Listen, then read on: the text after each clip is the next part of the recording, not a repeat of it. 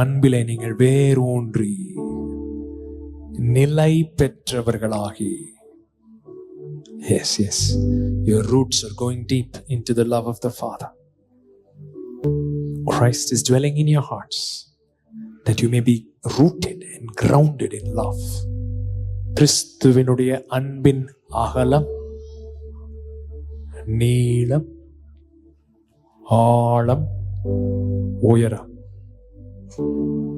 அவருடைய அன்புக்கு அகலம் உண்டு, நீளம் உண்டு, ஆழம் உண்டு, உயரம் உண்டு. அவருடைய அன்பு உங்களை சூழ்ந்திருக்கிறது, உங்களை சுற்றிலும் இருக்கிறது. You are rooted and grounded in love.